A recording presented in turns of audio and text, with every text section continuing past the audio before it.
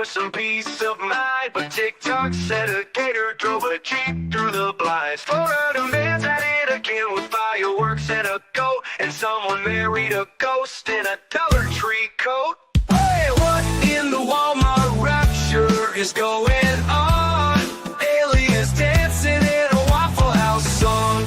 Karen's got a taser in the checkout line, and Dr. Oz just adopted birds to fight off crime. Oh, I'm just sitting here scrolling my jaw on the floor. The internet's a circus and I can't take no more. Yeah, when it's wildin', there's a raccoon in the sink. Someone robbed a Wendy's just to steal a frosty drink. A pastor's gone viral yelling out the end is near, while folks ride hoverboards in wedding gear. Hey, what in the Walmart rapture is this mess? Florida's a movie, but it's filmed in VHS.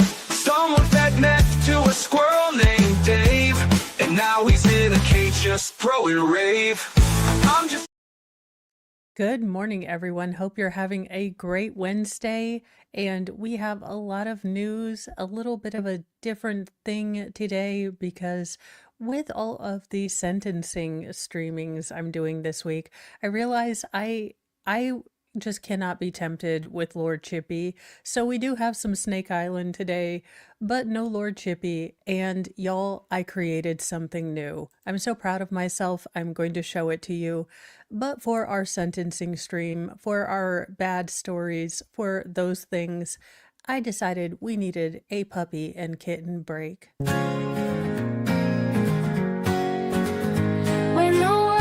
Like a dumpster dive and humans forget how to thrive. Take a break, just you and me, with a puppy and kitten, wild and free. Paws and purrs, let's drift away to a land where tails wag and play. No more noise, just gentle muse in our furry four-legged cruise.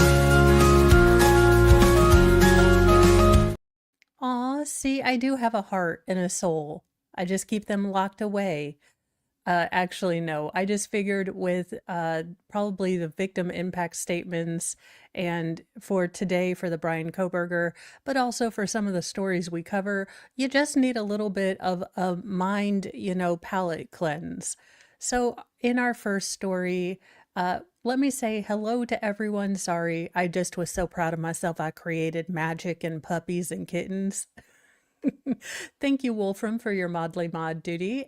Welcome 80s Music Man and John Naylor, Tammy C.A., and Zimmy, Audio Coffee. Welcome, welcome. Emma Rampure, welcome over on the Green Machine and Audio Coffee. If I didn't say hi to you, welcome. Welcome everyone, Celestial Force. Well, the news is true. I didn't want to have to tell you guys this, but Ozzy Osbourne, the legendary Prince of Darkness and one of heavy metal's most iconic music voices, has passed away at 76. Now, this wasn't something that came out of the blue. We were kind of hearing rumblings, within the last year, but certainly within the last couple weeks, that Ozzy might be in poor health or his health might have been failing, but this has come as a bit of a shock. It did come out yesterday, but I always want to take a little bit of time just to make sure that the story doesn't change. He died surrounded by love, his family said in a statement to the Post shortly after his death on Tuesday. It is with more sadness than mere words can convey that we have to report that our beloved Ozzy Osbourne has passed away this morning, the statement from his wife and 4 of his 6 children said. Now, he was with his family and surrounded by love, and we ask that everyone respect our family privacy at this time. Sharon, Jack, Kelly, Amy, and Louie. News of Osbourne's death comes more than 5 years after he announced that he had Parkinson's disease, and just 3 weeks after his final show with Black Sabbath in the hometown of the band, Birmingham. The Master was known for his outrageous antics, such as his groundbreaking hard rock achievements. The former Black Sabbath frontman bit the head off of a live dove in a 1981 recording company meeting, and allegedly bit the head off a bat in a 1982 show in Des Moines, Iowa. Osborne reportedly snorted a line of ants on tour with outrageous rockers Motley Crue in the 1980s, according to the band's documentary, The Dirt.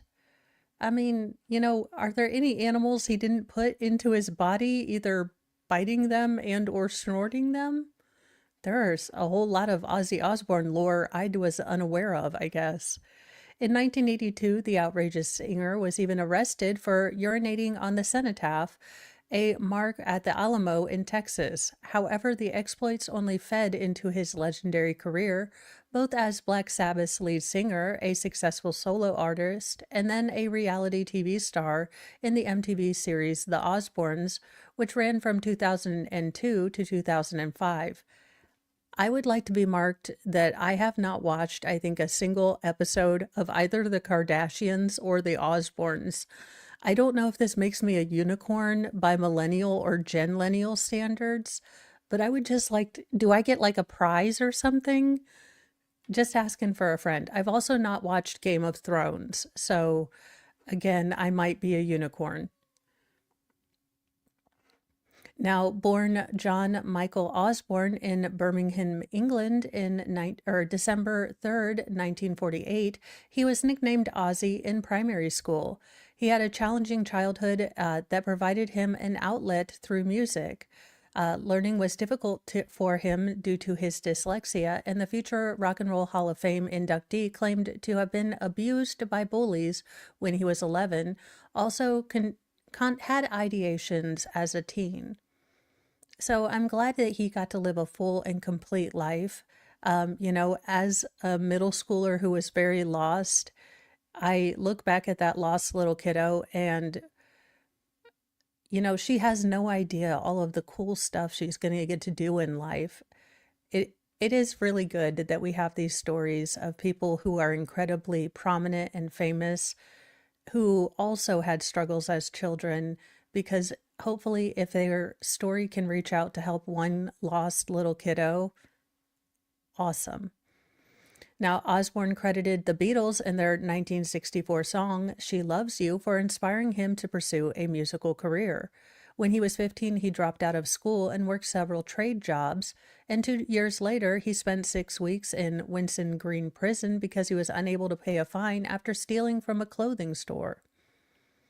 Once released, Osborne and his friend Geese Butler went on to form their first band, Rare Breed, with Ozzy on vocals and Butler on bass.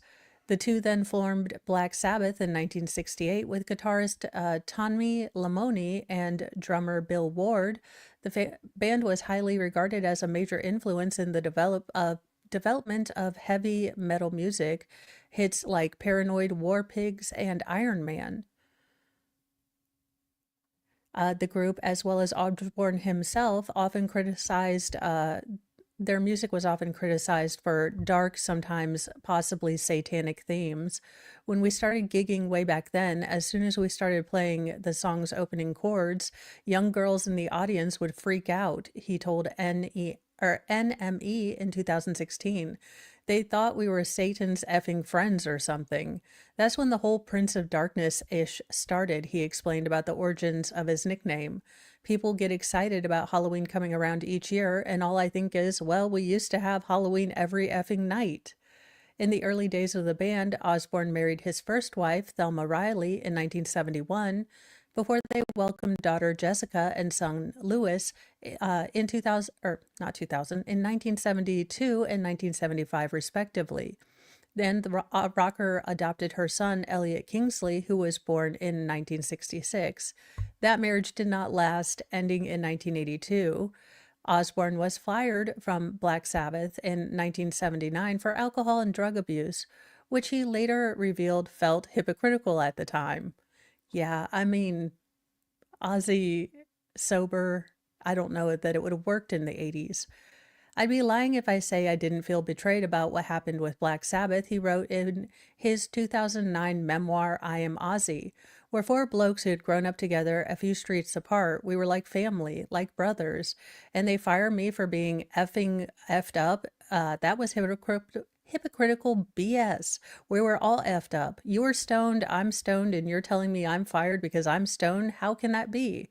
Because I'm slightly more stoned than you, he added. That's when Sharon Arden, daughter of Black Sabbath's manager, Don Arlen, decided to manage Osbourne as a solo act. It would take 12 solo albums with hits like Crazy Train, Mama, I'm Coming Home, and No More Tears. He sold more than 100 million albums as a solo artist and a member of Black Sabbath. Now, both the band and Ozzy as a solo act were inducted into the UK's Music Hall of Fame in 2005. He joined the Rock and Roll Hall of Fame as a member of Black Sabbath in 2006.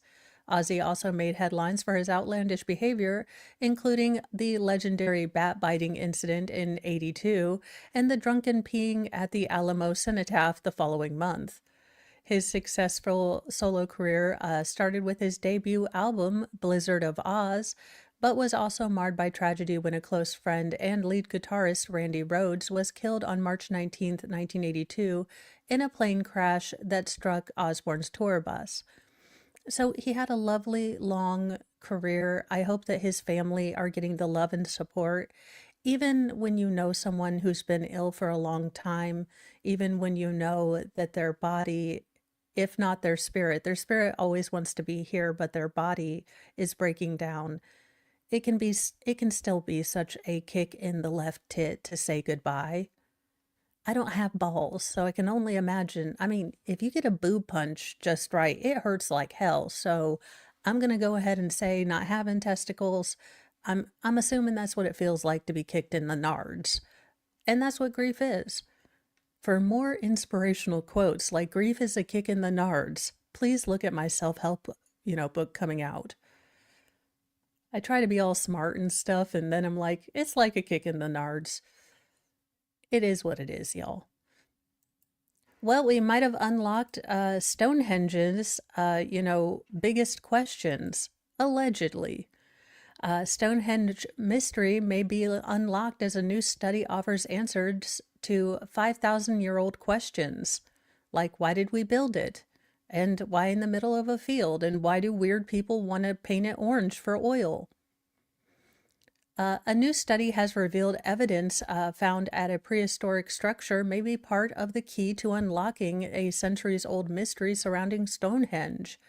Aberystwyth University researchers determined that Neolithic communities were responsible for moving the Knee-wall boulder on Wiltshire's Salisbury Plain, according to the study published in the Journal of Archaeological Science. Why did you move a boulder? Like, I think God put it where it needed to be, but I mean, look, that's just me being lazy. I'd be like, why do we need to move this boulder? No, I'm think Mother Gaia wanted it right here. The football-sized boulder was discovered during an early excavation at Stonehenge in 1924 by Colonel William Hawley, according to a study published in June.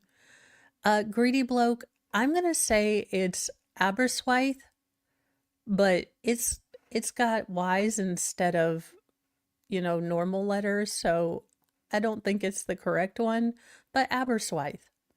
That's what I'm saying.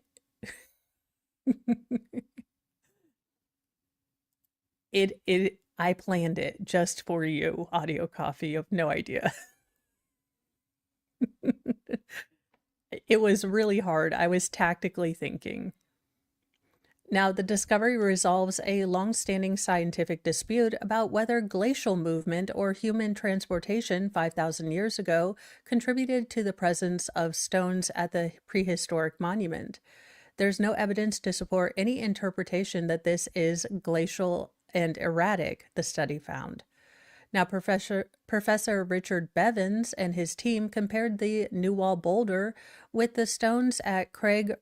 Oh, for the love of all that is unholy. Look, I'm not Welsh.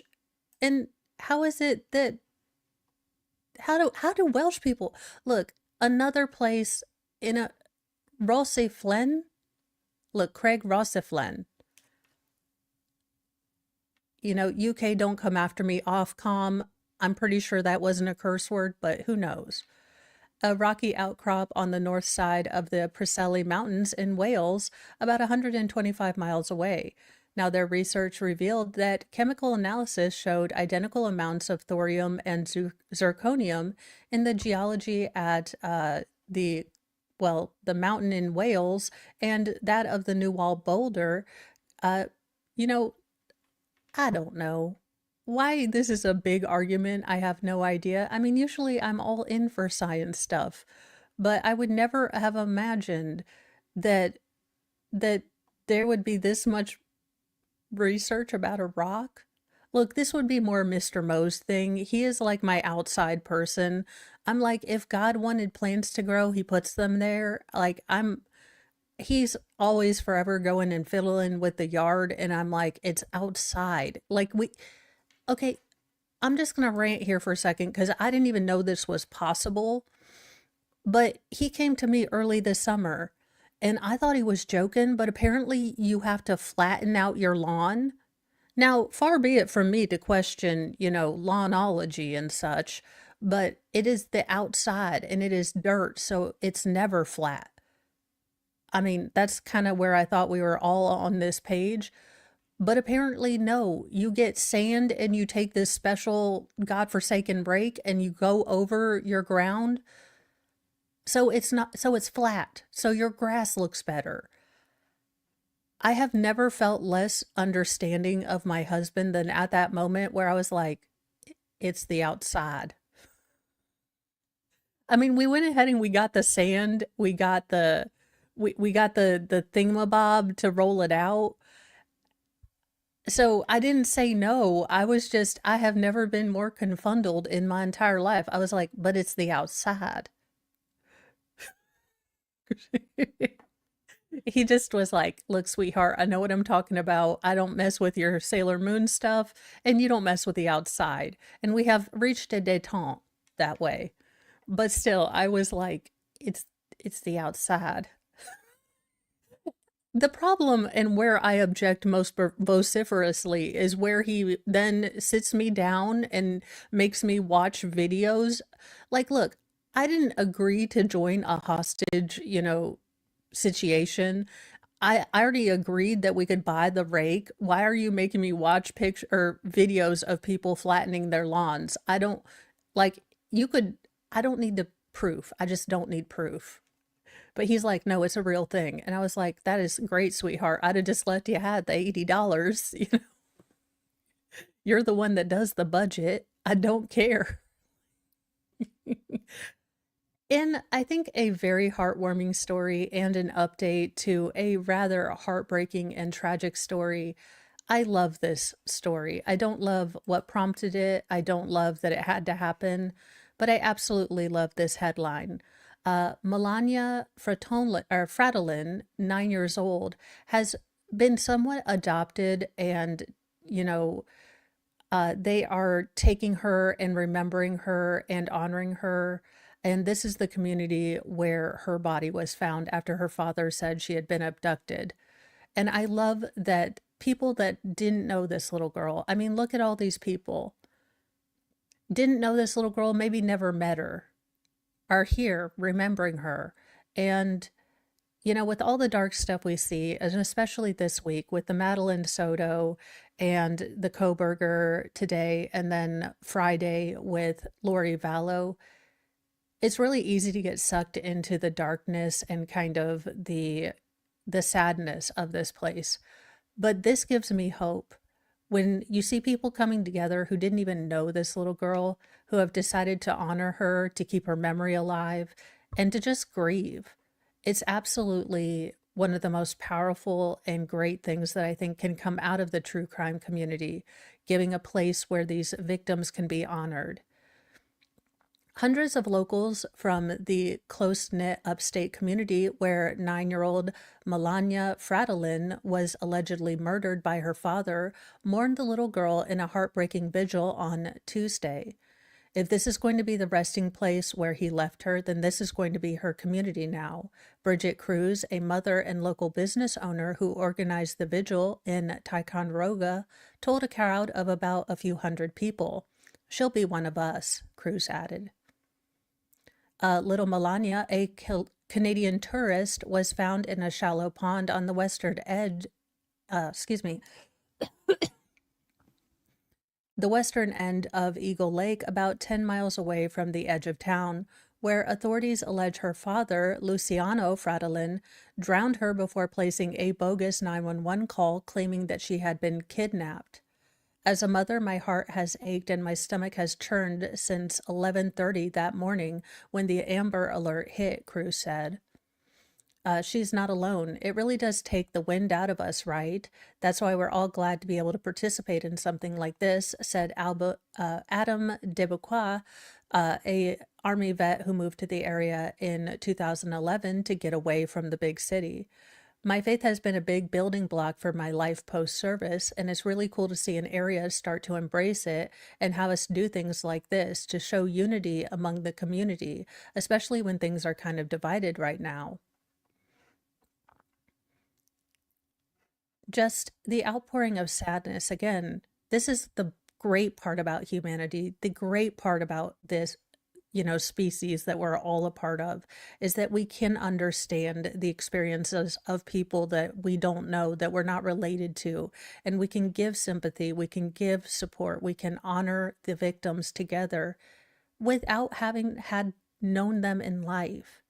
Now, Tabitha Farmer described the murder as heartbreaking and said that she stayed up listening to the police scanner Saturday night when Melania's dad reported her missing. Her Farmer and her husband Jason drove 45 minutes from Minerva, New York, to light a candle for Melania. Something like this is just unheard of around here, her husband said. A separate memorial was held in Scroon Lake on Tuesday evening. Number one, as a parent, you can't believe that a parent would actually do that to their own child. Tanya Lafranc, a longtime Ticonderoga resident. Is it a big French area up there, or is it, look,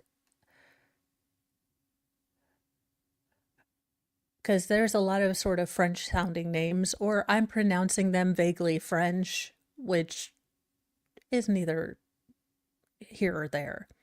And secondly, it's a very, very tight-knit, close community. Most people here know each other. Everyone knows everyone. She said the murder brings a level of terror to the community and a sense of frustration that its reputation would be marred by such a disgusting tragedy. That is very, very hard for everyone to swallow right now. But this just, again, it restores my faith in humanity. Yes, we're always going to have evil, and evil's not going to have any explanations. But I see one evil man, and I see 100 people standing up to light literal candles against the darkness and evil that he represents.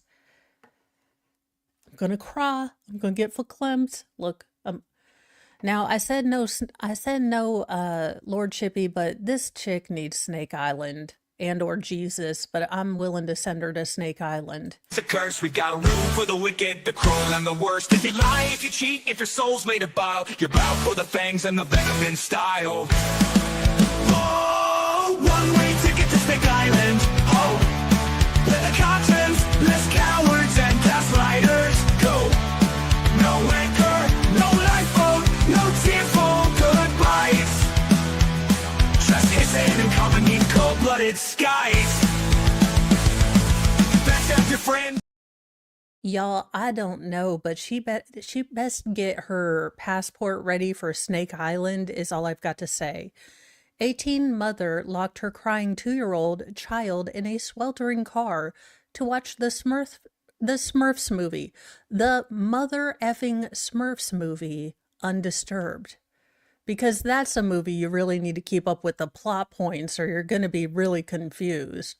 I mean, when Papa Smurf comes back to life in a Matrix move at the end, you really need to know and have been following the plot. You dumpster fire, human garbage, disgusting person.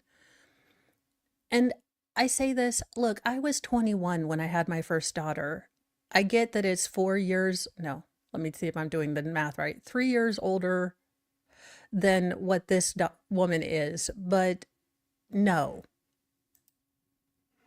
being a young mom doesn't mean you have to be a crappy mom. An 18-year-old Utah mother locked her crying 2-year-old child in a sweltering car so that she could watch the Smurfs movie at the theater undisturbed, as you do. Uh, Tipura Mirex put her crying daughter out of, or pulled her out of the show of the Smurfs at the Regal Cinema in Lake City on Saturday and placed her in a 2002 Cadillac Escalade after failing to console the tot, get her to calm down, things like that, according to CBS 47. Now, temperatures had reached 94 degrees outside with an additional heat index of 107 degrees Saturday in Utah, the Lake City police said in a statement. And them are some Manson lamps. Like, you don't need to open your eyes all the way up. I know she was probably shocked that she got in trouble because she doesn't have thought processing. Now, apparently, responding officers were alerted to this situation, broke the window of the Cadillac, and found a child who was sweating profusely and crying out in distress. Now, when the mother emerged from the movie theater like a damn butterfly caterpillar, freaking ridiculous dumpster moth, she attempted to brush off concerns, behaving very nonchalant and acting as if the whole situation wasn't a big deal as she just stood next to her vehicle. Oh, hell no. Yeah, see, this is why I'm not a cop, because do something stupid like this and then have a screw you or a nonchalant attitude. Mo should not be allowed near a taser, okay? Now, the callous, cinephile claimed that she simply forgot about her young child in the car, but witnesses paint a completely different picture. Now, the mother who attended the movie with her younger brother and sister purposely put the child in the sweltering SUV and then periodically would check on the baby as the movie played, according to witnesses cited by CBS 47. She even sent her siblings to check on the little girl while staying in the cool theater to watch the Smurfs. Jesus, Mary, and Joseph, send this chick to the sun. Now, she was arrested and charged with felony child neglect and remains booked in the Columbia County Jail, according to reports. Thankfully, the 2-year-old child has recovered from what could have been a fatal incident and is doing okay. So far this year, at least 15 children have died after being left in hot cars in the United States, according to the National Safety Council. An average of 37 children under the age of 15 die every year due to heat stroke from being left in, trapped, or, getting into a car when it's hot. Now, that being said, I also want to remind you of something that I had to talk to my little ferals about 2 years ago about. And it's not something that I often would have thought about if I hadn't caught them playing out in our cars. So we have the big red Ford Transit van, like the giant people mover. And the boys used to love to get in there and pretend that they were driving in the driveway. Keys were not in there. I generally would leave the doors to that particular vehicle unlocked. But after I caught them doing that and realizing how easy they could lock themselves in the car or me not know they were in the car for a long time, we started locking, and they're no longer allowed to pretend drive. I mean, now you might agree or disagree, but with all of the stories that I cover, we just made that a rule. And that way, I'm at the age where my kids, can get themselves out of a car. But if it's a hot day, if anything happens and they're in that car and we don't know, it was just too big of an issue for me to worry about. So we stopped that. That being said, rules that work for your family. I mean, the situation I just explained might not be something that you ever encounter with your family, but it might be something that you haven't thought about, like me. And as a mama, I'm a pass on the tips because, I can remember pretending to drive in my mom's car and never having that theory of, hey, I could get stuck in here, I could get dehydrated, bad things could happen. You don't have those thoughts as kids. So, yeah, I'm the mean mom, and I no longer can they, play in cars or hide and seek in cars. It's too much. Well, I don't know who needs to hear this, but sometimes your doctors know what they're talking about. I mean, not all the time, and I say this as a person who's had a lot of issues with Western medicine, but a horny hair transplant patient said that his head blew up like a balloon after ignoring a surprising post-surgical rule. Apparently, he got too hard. Uh, After you get your hair transplant, do not go hard. Like, just don't. Bronca says no. It was a bit of a hairy situation. An influencer said that his head blew up like a balloon after he violated the no smexy time rule after undergoing a hair transplant in Turkey. I woke up the next day and my head was just absolutely massive. Giggity, that's what she said. Ruben Owen, 24, told Southwest News Service about the supersized side effect. Now, the cranial complication occurred in 2022 after the Wales-based social media influencer flew to the Turkish nation at the age of 22 to get his hairline readjusted. Now, this is, I mean, I guess I never would have thought that you weren't allowed to do bedroom athletics right after hair transplant. But I mean, I guess blood pressure and all that, it just went to the wrong head. Now, the content creator was reportedly concerned with his hairline and was offered the obturation free of charge, provided he did some modeling for the clinic in question. Now, amazingly, it seemed like a, great deal. He flew to Turkey, underwent the procedure, and returned to Wales the next day, only costing him about $1,000 of the round trip, flight ticket.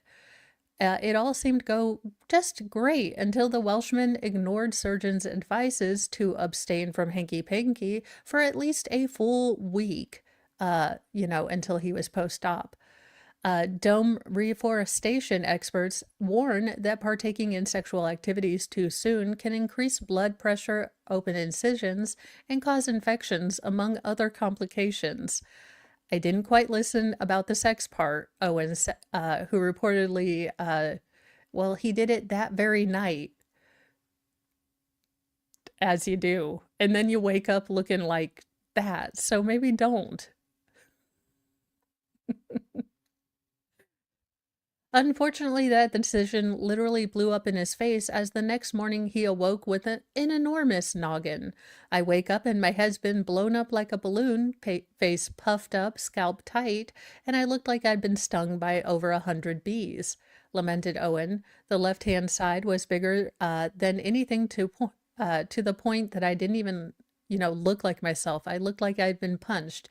It generally looked like my face was going to explode.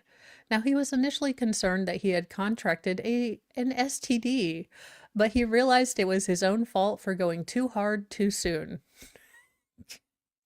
Yeah. You flew too close to the sun, Icarus.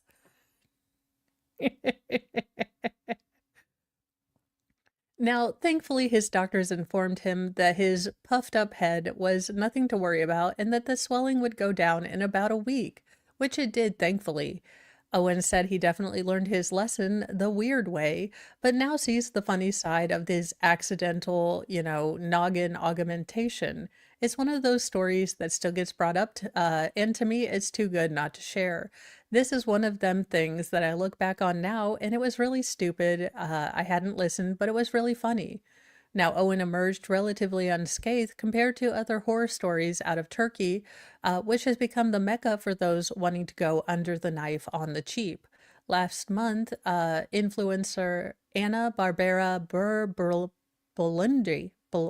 Bulrindi, I feel bad for messing up her name, but she was the 31-year-old influencer who basically died after undergoing cosmetic procedures the night after partying with said surgeon. So definitely not a good thing. You know, do your research. I'm not going to tell you guys what to do. If you want to get the hair from your back transferred to your eyebrows, I'm not going to tell you. Just make sure you have a good surgeon and, relative cleanly environment.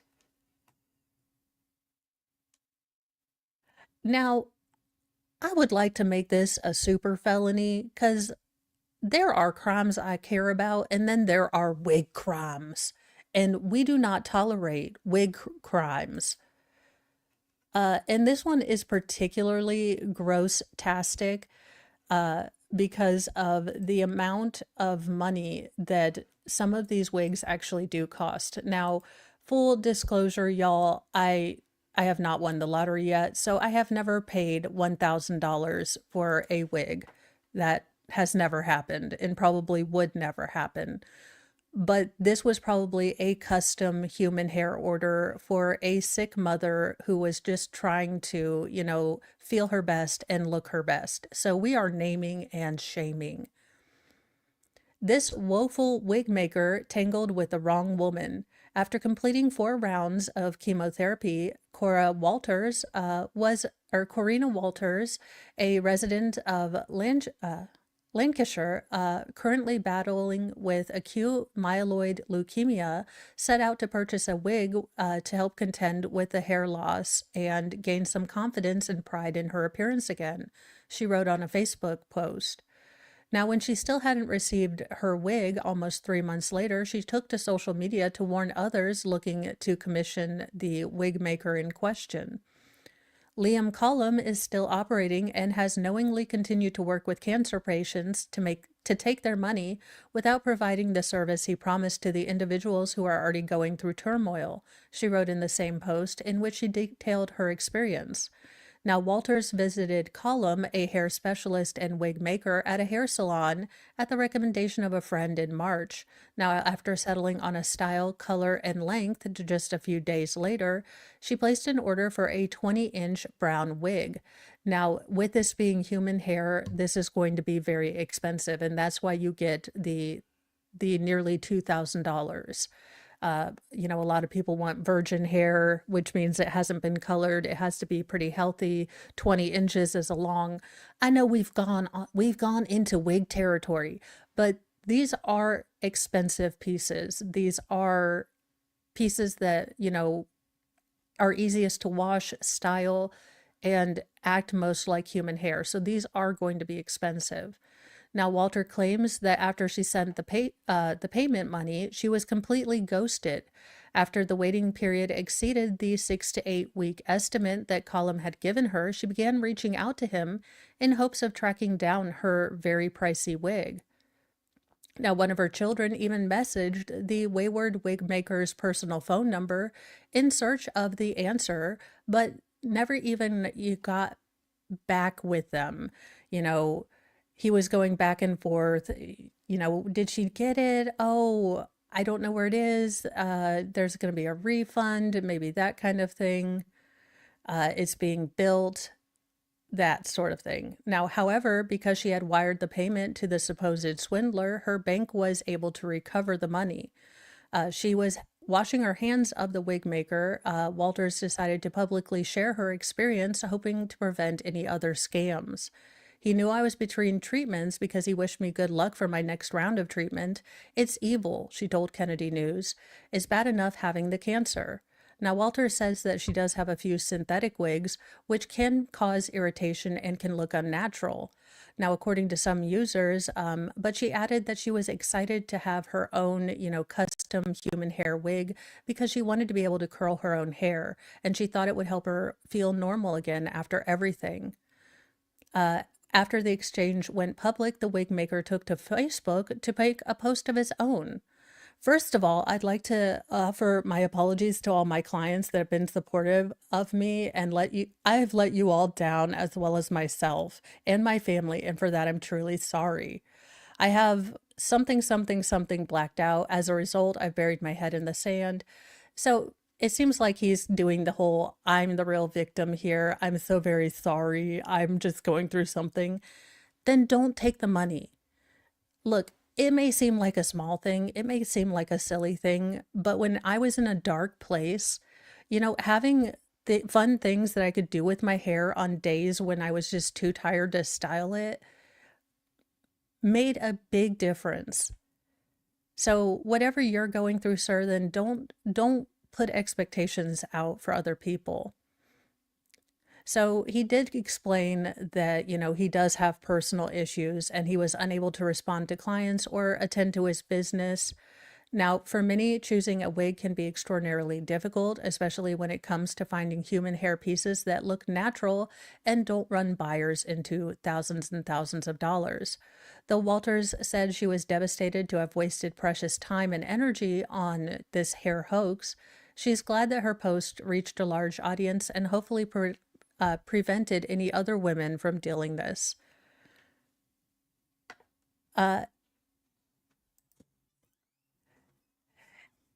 So they do have things.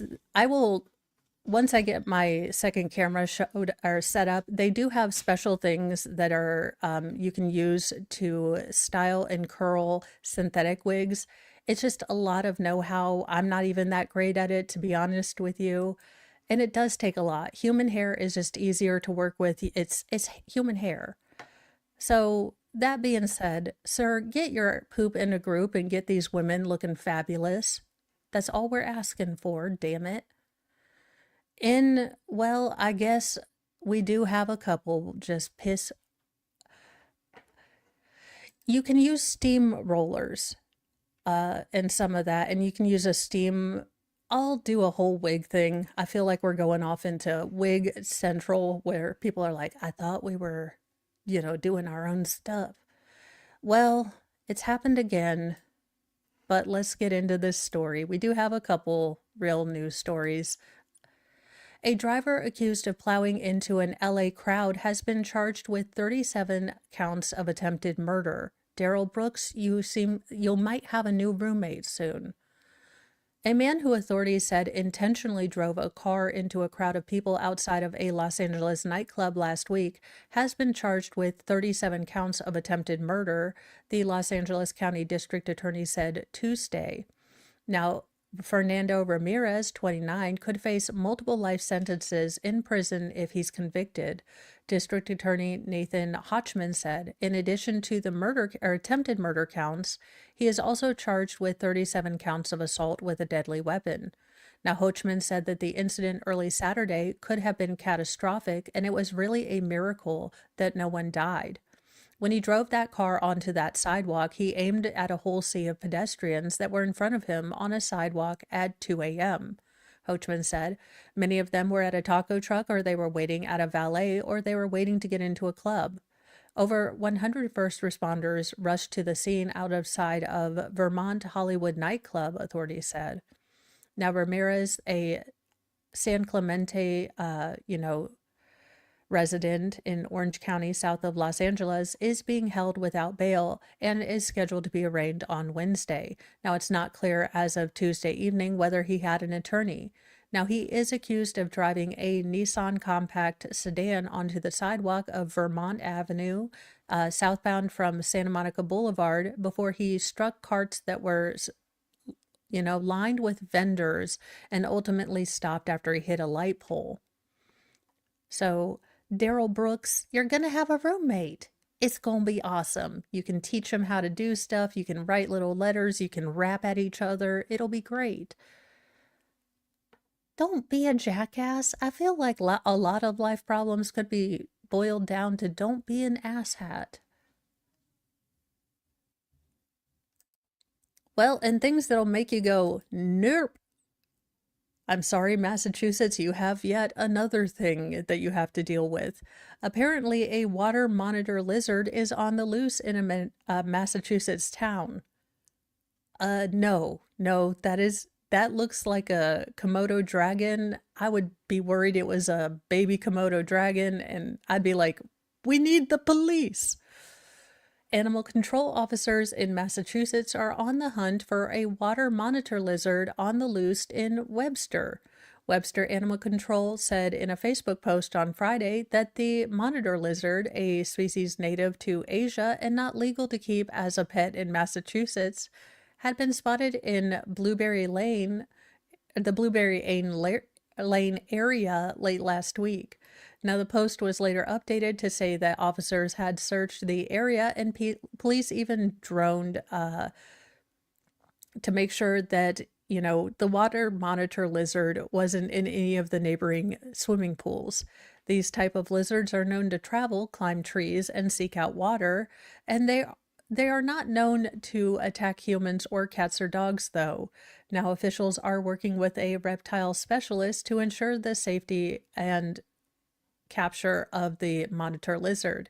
Now, anyone who spots the lizard is asked to immediately contact animal control, the local police, and report the location.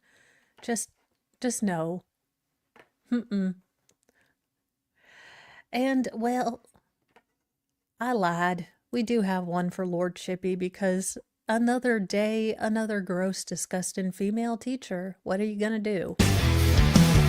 They're our skin, they steal our grace. These monsters wear a human face. No gavel, no badge, no throne, no crown can stop Lord Chippy from burning them down. Justice ain't fast, justice ain't clean. It's a long, sharp road through the in-between. So raise your fists and light your flames.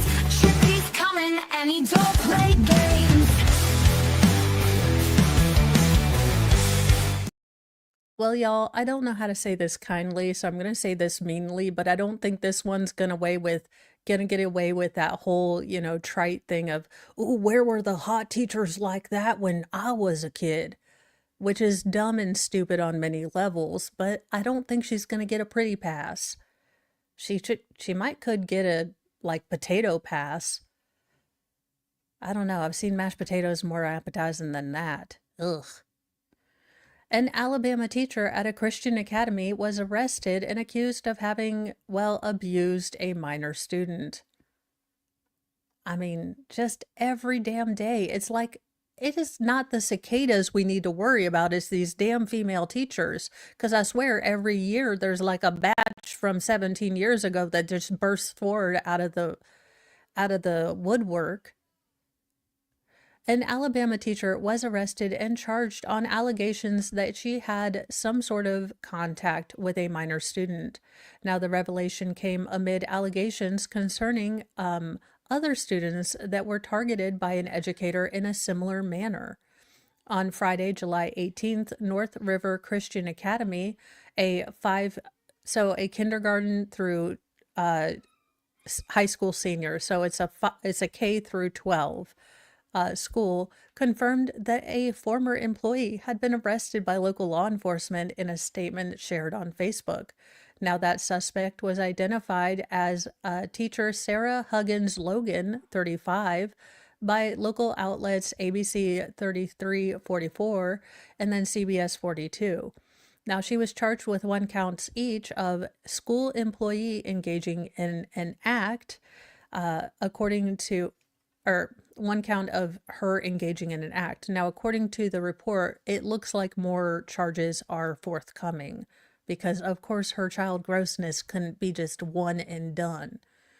We were made aware of an allegation earlier in the week and notified the appropriate state and local authorities because they're mandated reporters, jackasses. We have cooperated completely with responsible agencies, North River Christian Academy's statement on the matter read. It continued that our first concern is for the health and basically cover our own asses.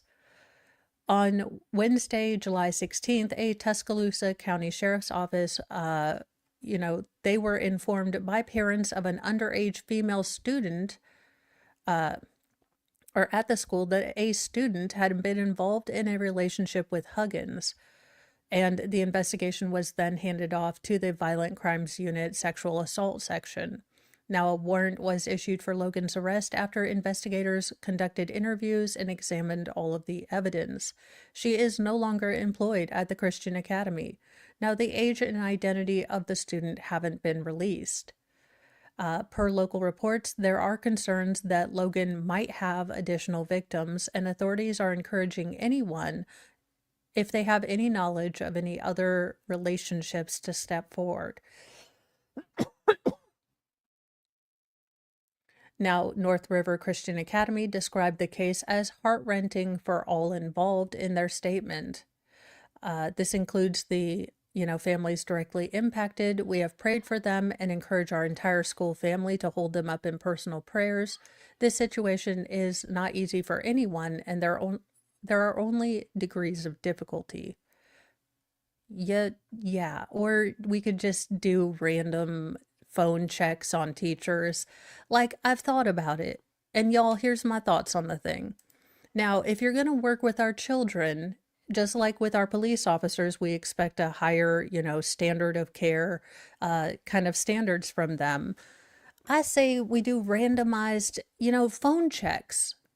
You sign up to be a teacher, we get to look at your phone randomly once in a while. Like, if you're a furry, I don't care.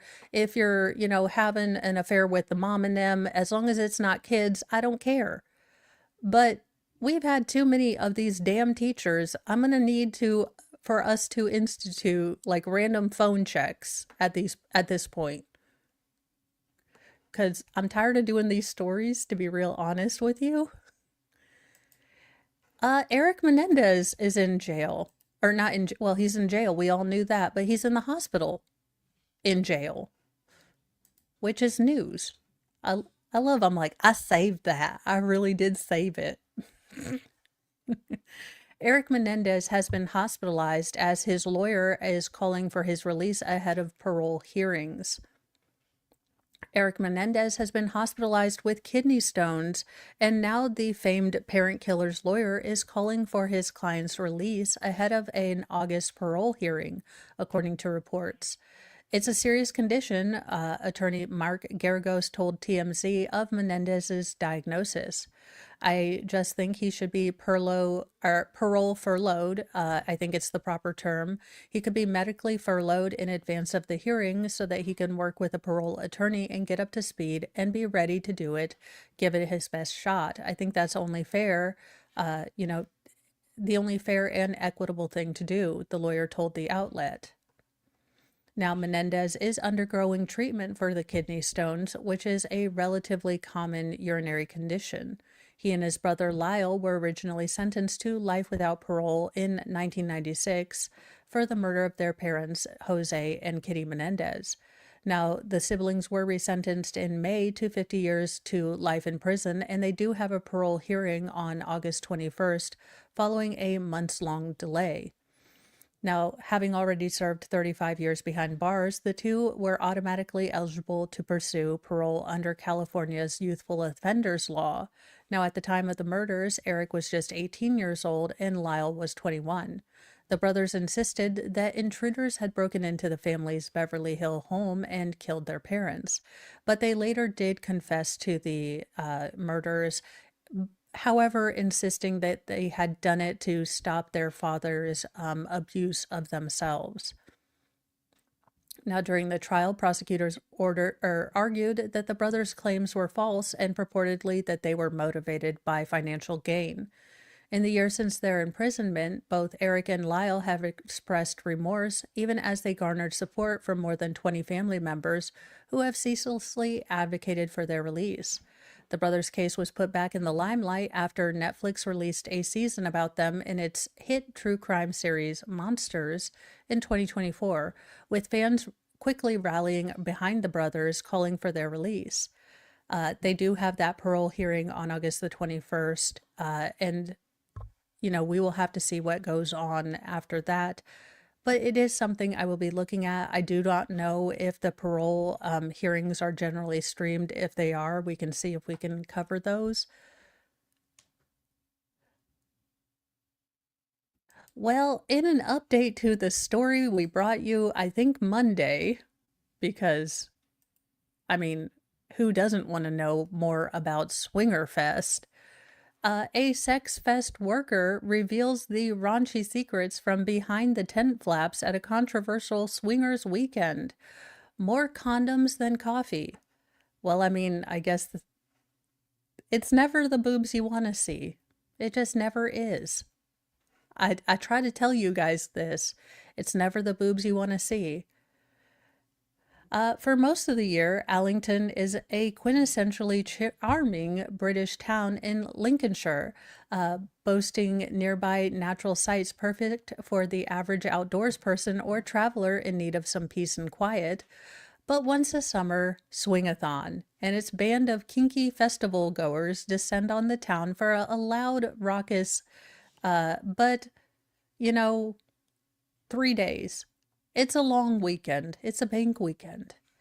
DJ Carrie Volner, a loud, proud swinger in her free time, offered outsiders an inside look at the festivals, with activities ranging from 40-person orgies to, again, I still need a clarification on how one plays butt plug bingo, because I have a couple questions, but I think you would be the first and really the most close person to know if you in fact had the butt plug.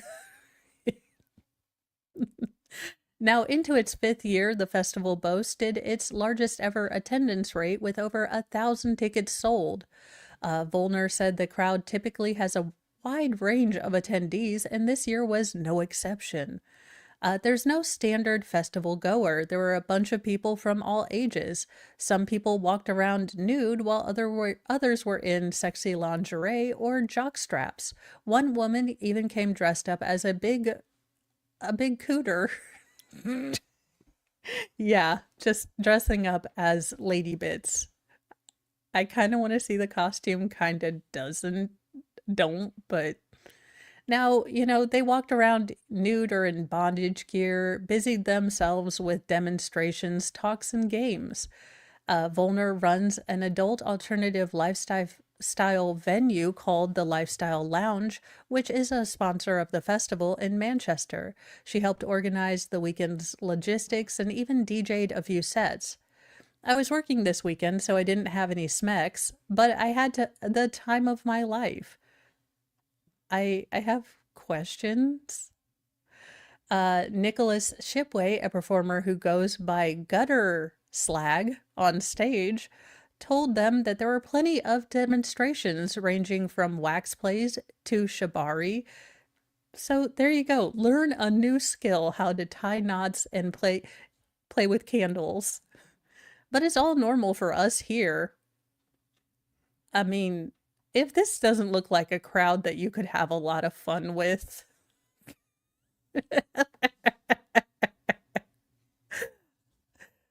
Yeah, like I said, it's never the boobs you want to see, guys. Just remember that. In the past, the festival has gotten flack for disturbing local residents. Oh no, you're disturbing the world with this article.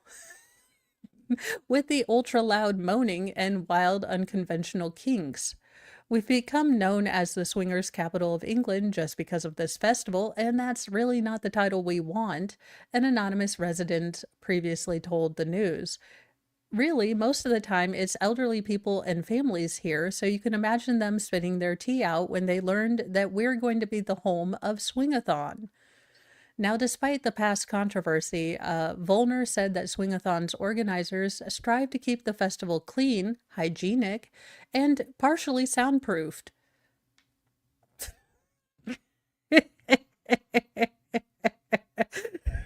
We'll keep the moaning has been decreased by 50%, and peace. And Neville Chamberlain walked out in peace in our time with the orgies. Why does my mind go to one of the best movies ever, The Darkest Hour, and now I'm thinking of Winston Churchill, like, we'll fight them with the swingers, we'll fight them with the furries, we will fight them at Swingathon. Sorry. Welcome to the unscheduled stop on my chain of thought, because Lord knows we only need about 57,000 of those. Now, I don't recommend doing this, but in perhaps our most Florida of Florida man stories, we now have a new Florida mascot. A Florida utility crew has accidentally unearthed a massive claw belonging to an 11,000-year-old giant ground sloth named by Thomas Jefferson. I mean, can you imagine the giant, prehistoric ground sloth? I think between that and, alligators, we have Florida's mascots. A utility crew digging a trench in Florida came across a fossilized part of a 11,000-year-old giant ground sloth that was originally named by Thomas Jefferson. A team in Florida's Manatee County was excavating to install a water line when they encountered what they believed was just an ordinary tool buried in the earth. We were digging away and found what we thought was an ordinary tool.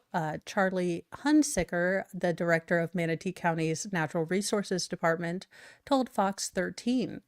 The tool turned out to be a fossilized claw from a giant ground sloth, an 800-pound behemoth animal believed to have lived at the tail end of the Great Ice Age. It's a wonderful story of happenstance. The giant ground sloth was given the scientific name Megalonix jeffersoni by Jefferson, the U.S.'s third president, in 1797, after some fossils belonging to this species were found in a cave in West Virginia, according to Sloth Sanctuary. Now, the ones dubbed by Jefferson are medium-sized compared to other ground sloths, primarily being smaller than the much larger Megatherium. Latin. I love when I pick out these science ones, and I know I'm going to be kicking myself in the butt because I don't speak Latin. Now, the largest ground sloths could weigh up to a staggering 8,000 pounds and stand over 13 feet tall. The mammal had a blunt snout, large jaw riddled with peg-like teeth. Because I love how the stories link. They have peg-like teeth, and at Swingers Fest, you can learn to peg. I'll be here all week, folks. I'll be here all week.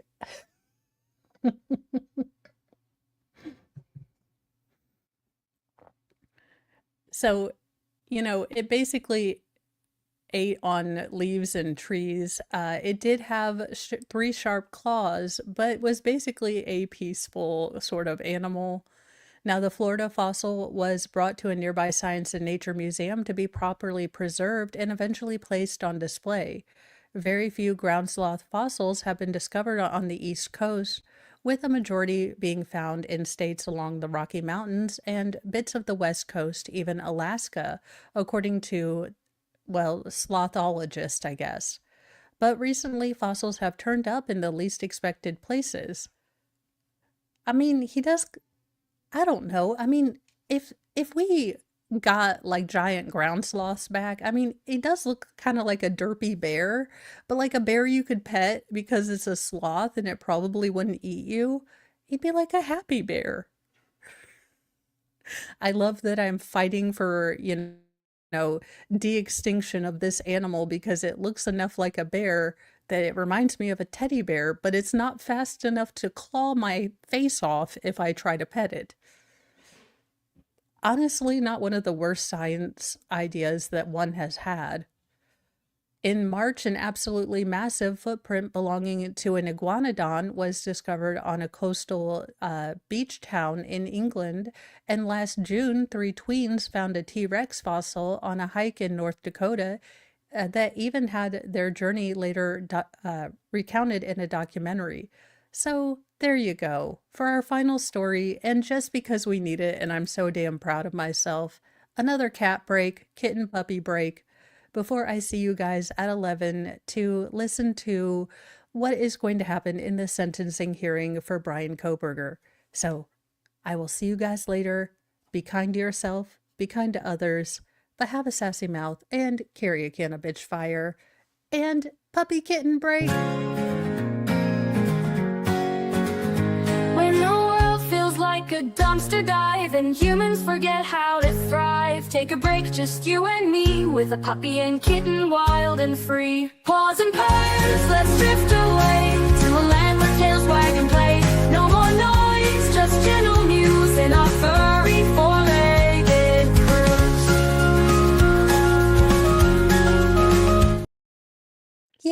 Yay, puppies and kittens. And Coburger. Ugh.